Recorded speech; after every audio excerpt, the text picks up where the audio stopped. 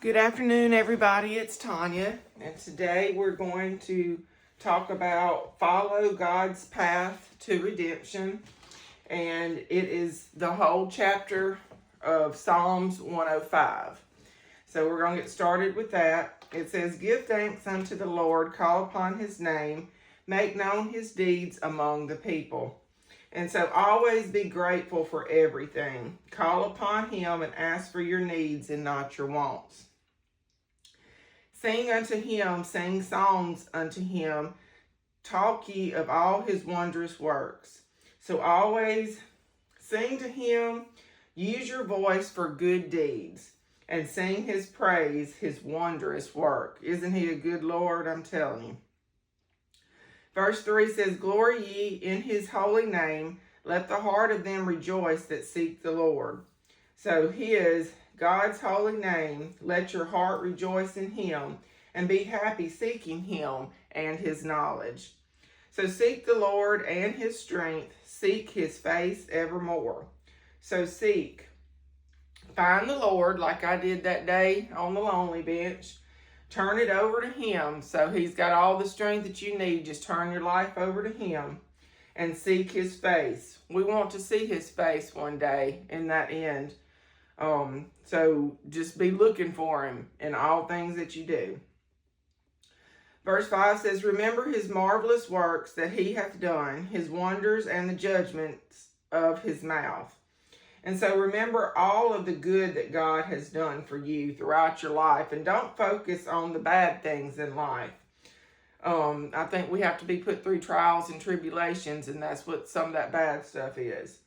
Judgments of his mouth, they are and will be just, so we all will face him eventually. Verse 6, "O ye seed of Abraham his servant, ye children of Jacob his chosen." So Abraham the servants, us Christians through Jesus Christ, and Jacob is his chosen land of Israel, or the Israelites. He is the Lord our God, his judgments are in all the earth. So God reigns over this earth. Just to open your eyes, you just got to open your eyes is what I'm trying to say, and your ears to hear, and open your spiritual mind. That way you can see everything that's going on around you. "He hath remembered his covenant forever, the word which he commanded to 1,000 generations." So 1,000 generations he remembers his covenant. Every word that he speaks comes true throughout the generations. So why do people of today think that it won't still happen? Do you think they're blinded? I do. I think people are not awake because they don't want to be awake. They don't want to see what's coming. Verse 9, "Which covenant he made with Abraham and his oath unto Isaac." So the covenants is his promises, his oath is his word. "And confirmed the same unto Jacob for a law, and to Israel for an everlasting covenant." And so the law is how it is, and all of these are everlasting, meaning his covenants, his oath, and his laws. Verse 11 says, "Saying unto thee, will I give the land of Canaan, the lot of your inheritance." And so the lot is the land of inheritance, which is the promised land. "And when they were but a few men in number, yea, very few, and strangers in it." So a few men and strangers is God's people, and this is also referring to Jesus Christ's disciples. "When they went from one nation to another, from one kingdom to another people," so they were traveling from here to there, mingling with strangers. "He suffered no man to do them wrong, yea, he reproved kings for their sakes." So no one could do them wrong, and kings had to allow them to preach. "And saying, touch not mine anointed, and do my prophets no harm." So the prophets were not harmed during their travels. "Moreover, he called for a famine upon the land. He brake the whole staff of bread." So famine came unto the land, and he sent a man before them, even Joseph, who was sold for a servant. So he sent a man before them. I think in a way this meant Christ as well. And it mentions Joseph, who was sold by his family just like Judas sold Christ. And Christ came to earth to be a servant for his Father God. That's how I look at it, y'all. Y'all come to your own conclusion when you read your Bible. Verse 18 says, whose feet they hurt with fetters, he was laid in iron. So Joseph was sold and put into prison, where he was tortured with fetters. He had to stand on those iron things and laid in iron, and Joseph had to overcome.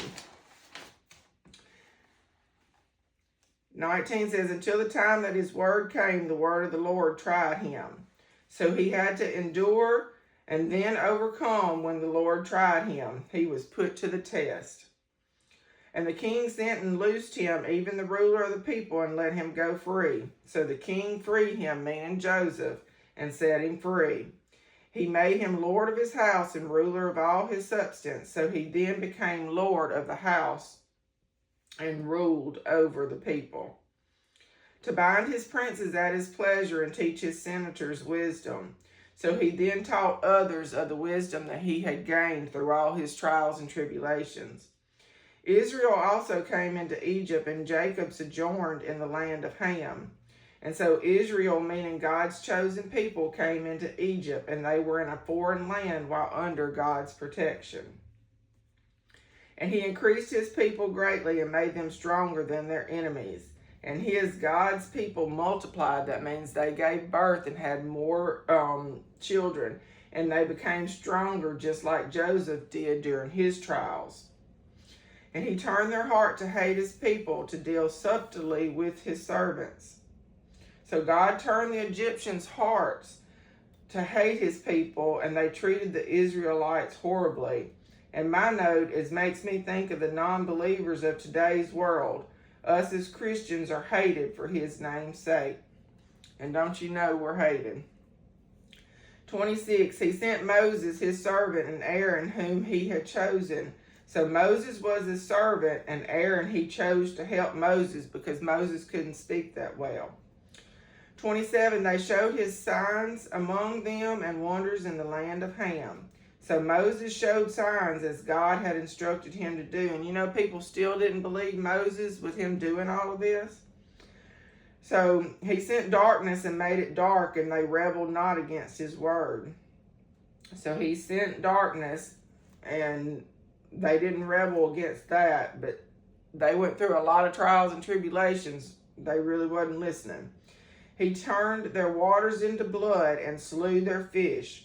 So Moses, through God, turned water to blood, and fish all died.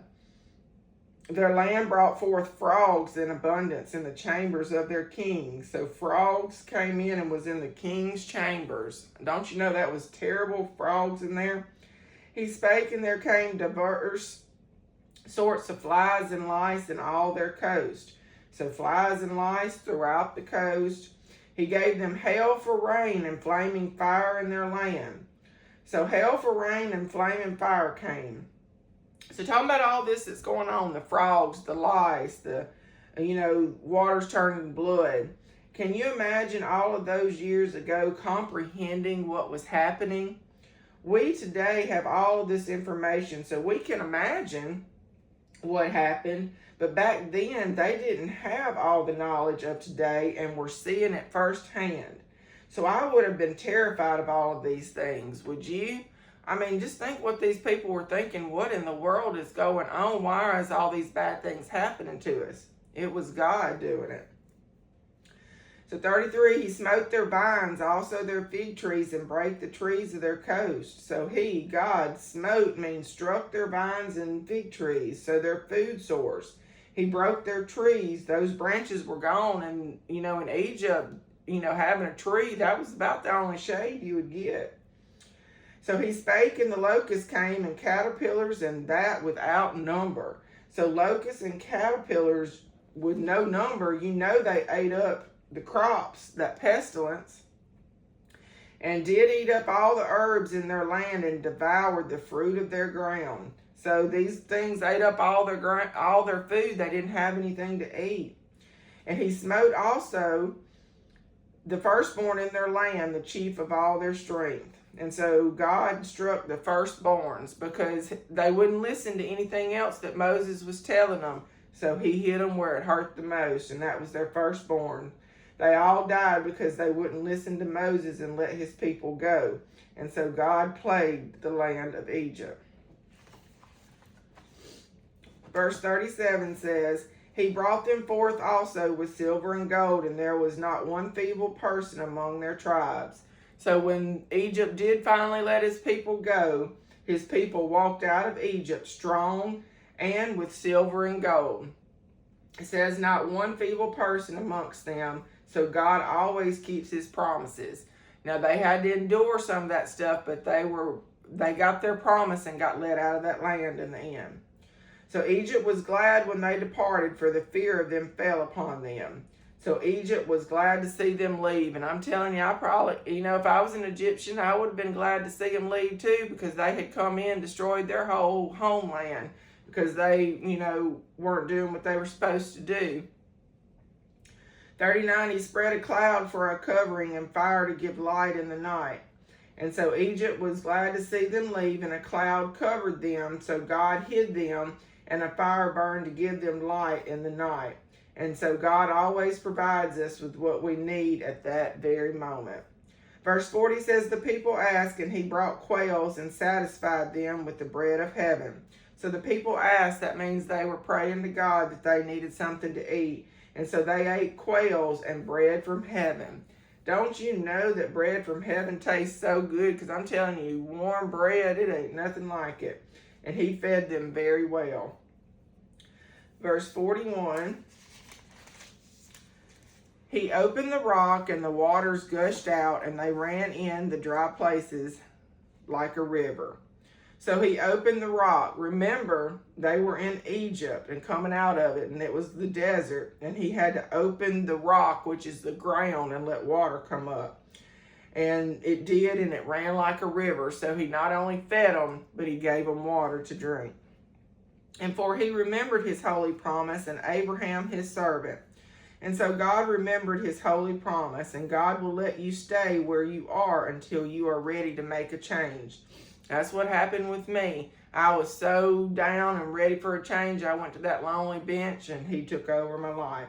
And so when your heart and soul get to a point that you want to change yourself, then God steps in and guides you at that point. And that is exactly what's happened to me. And he brought forth his people with joy, and his chosen with gladness. So this is what makes God happy. He allows you to get to that point, and then we cry out his name, and he takes over. And so I call this waking up. He woke me up that day. And gave them the lands of the heathen, and they inherited the labor of the people. So God allowed Israel to inherit not by their own strength, but by his, meaning God's divine intervention. He had to step in because they had gotten to a point they couldn't handle it anymore. And to finish it up, verse 45 says that they might observe his statutes and keep his laws, and praise ye the Lord. So this was for those people to do God's will. And God's will for me is to do this Bible study every day, spread the knowledge and the word that I've gained since I turned my life over to him. So I'm doing just as they did back then. And so I'm going to finish this with this. Look at your life today and all of the good and the bad. So are we living through trials and tribulations to test our faith here on earth? I believe that we are. Some of us do better than others, but no one is better than anyone else. We see some people thriving. We see some people homeless on the street. It doesn't matter where you're at. The relationship that you have with God is what is going to matter in the end. Nobody is better than anybody else. And we all matter to God, and he loves us all the same. So always be grateful for all things. You can always take good from bad. Not all of it is all bad. You just have to learn the good lessons from that bad and get past the bad. You've got to leave it behind you and move forward. Rejoice in the good. Be obedient like Moses and lead yourself out of Egypt. Just like I had to lead myself out of Egypt on that lonely bench that day, and now God has set me on my path, and I'm telling you, it's very organized, and it's a better life this way.